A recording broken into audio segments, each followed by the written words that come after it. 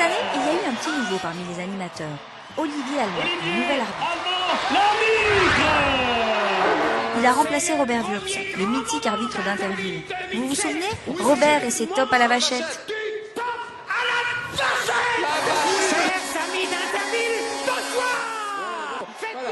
Robert, c'était un arbitre, comment dire, théâtral. Il n'est pas passé au milieu.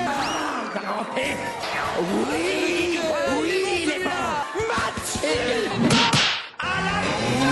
Comme on me demandait un peu d'en rajouter et que moi, sur le football, on m'avait toujours dit que j'étais un arbitre théâtral, et bien là, j'ai pu laisser libre cours à ma nature. Vous savez que dans Interville, tout est possible. Je ne résiste pas de donner le départ pour une fois sur mon terrain favori, le gazon, à genoux comme à l'époque devant Giroud. Alors, pour une fois, je dirais, pour les Bleus de Saint-Quentin, 3, 2, 1, c'est parti! Je crois et je tiens ça de ma mère qui était une chanteuse au théâtre et qui était une femme très théâtrale dans sa vie. Alors voilà, je crois, je laisse libre cours à ma façon de faire.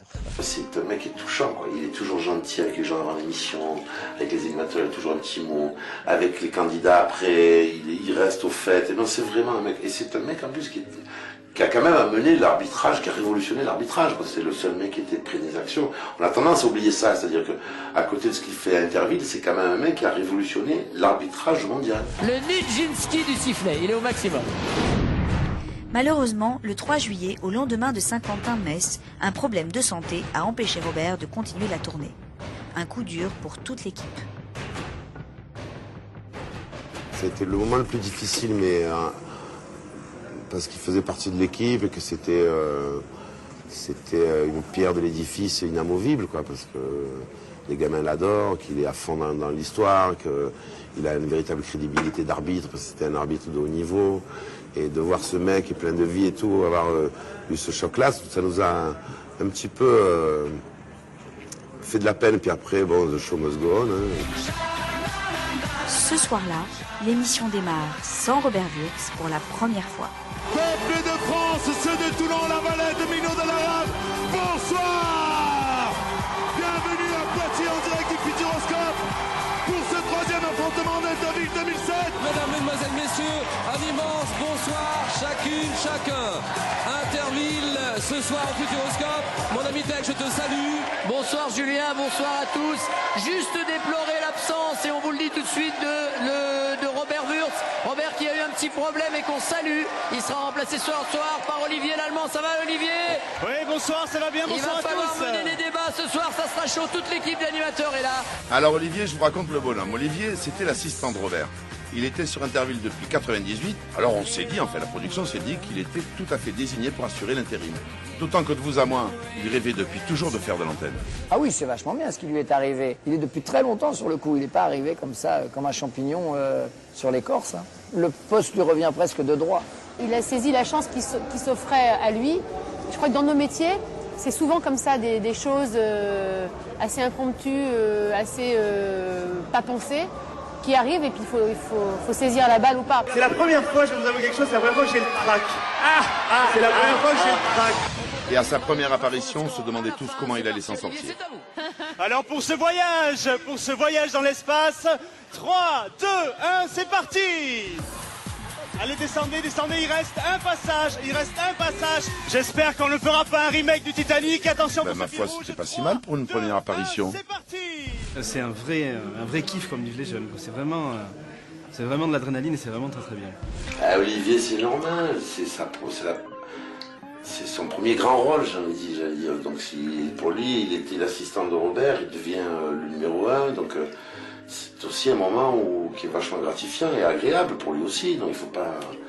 Moi j'ai dû être certainement comme ça la première fois où Harrison m'a fait travailler. C'est vachement agréable de se revoir à la télé. C'est peut-être agréable de se revoir à l'antenne, mais sur le terrain, arbitre, c'est un job pas toujours facile. Allez, on cherche l'entrée du... Oui, c'est pas grave.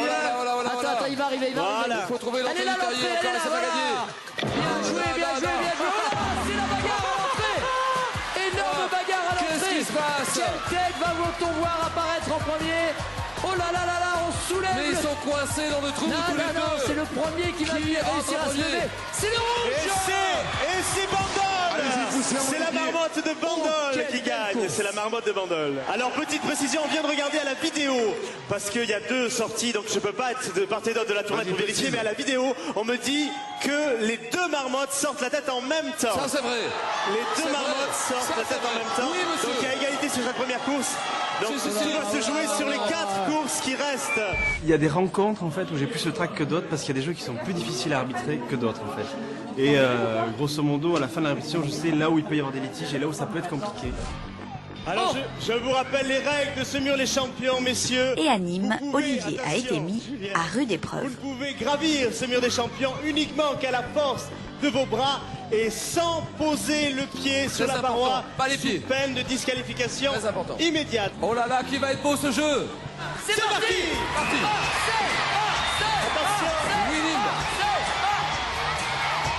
Attention les pieds. Marseille a déjà fait son plein. C'est bon. C'est bon pour Marseille également. Le René, tout de suite le René. Non, vous n'êtes pas parti en zéro, 16 secondes déjà de jeu. Olivier est furieux, personne ne l'écoute. De l'équipe de Nîmes, attention 22. Je vous rappelle que le score est à 47, il n'y a plus qu'un monteur du côté de Nîmes, on l'a expulsé. Le record peut-être que Nîmes va jouer sa deuxième finale. 38, 39, 40 et 51. Simon Louis, le même score que Carcassonne. Nîmes sera certainement en finale. Non, pas, va-t-il pas. Et le Marseillais Qu'est-ce qui se passe, Olivier? Ce qui s'est passé, c'est que le deuxième il n'a pas été validé. Le deuxième concurrent de Nîmes n'est pas validé. Oh là il n'est pas parti au zéro ici en bas. C'est donc Marseille qui remporte ce match. C'est Marseille qui remporte ce match. Marseille a gagné. Un moment dur pour Olivier, alors qu'il s'agit justement pour lui de faire ses preuves. Le fait en tout cas de pouvoir prendre la place d'arbitre s'est affirmé à partir de la décision de Nîmes. Parce que la décision était juste. À partir de ce moment-là, ma respectabilité en tant qu'arbitre a été établie de manière probante. Il vit vraiment cet été, je pense, comme un conte de fées, avec la pression qu'il ne soupçonnait pas. Quand il était l'arbitre assistant, il me disait, oui Robert, il est hyper tendu avant les émissions, il est super concentré, c'est une pile électrique, je peux rien en tirer. Et en fait, maintenant, lui, il se transforme un peu en Robert, parce que je le vois, là, je l'ai quitté au maquillage, il est super tendu. Nathalie, sur la tournée, beaucoup l'appellent Sœur Simon, parce que c'est un peu la grande sœur de tout le monde. Dès le petit déjeuner, elle prend soin d'Olivier. Du côté d'Olivier, le dernier arrivé dans l'équipe des animateurs, Voilà. comment ça se passe? 3, 2, 1, c'est parti. Eh bien, il prend petit à petit sa place. Trop de place au bout de certains Équilibre même, tabac, qui le Pau, taquine avec équilibre son tabac, tic, Pau. la petite précision. Équilibre tabac, tu vas dévisser. S'il vous plaît, Olivier, Topa Rosa, s'il vous plaît. Oui, Topa Rosa, petite précision quand même, avant, vous le savez bien, Nathalie. Ah oui. Oui. Petite précision. La précision, hein, impérative pour tous les téléspectateurs qui nous regardent. Top, top, top, j'ai une petite précision. Oui. Une petite précision. Une petite précision. Alors, une petite précision, c'est un coup pour choper la lumière en fait. Quand la caméra vient sur toi, tu dis une petite précision. Donc le mec revient avec la caméra. Il vient de dire la précision que les autres ont dit déjà une demi-heure avant. Il reprécise les précisions. Comme ça, il garde un peu la caméra pour lui. Bon, il est tous un peu cabot.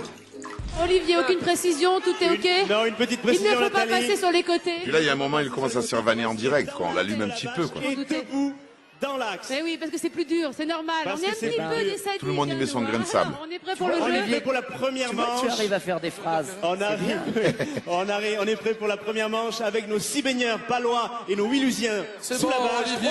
3, 2, Vous pouvez y aller. c'est parti. Il a le melon. il a pris ça, il y a plus de respect. C'est depuis il est sur la Sorgue, on n'était pas loin de Cavaillon, il a chopé le melon.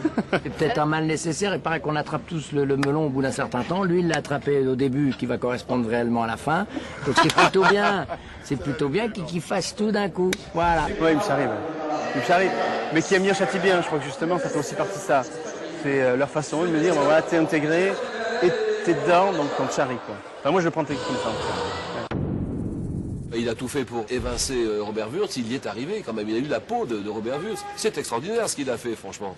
Il essaye d'avoir la peau des animateurs aussi, bon là ça va être un petit peu plus difficile. C'est remarquable le travail qu'il a fait, Olivier Allemand. Non, je plaisante, Olivier.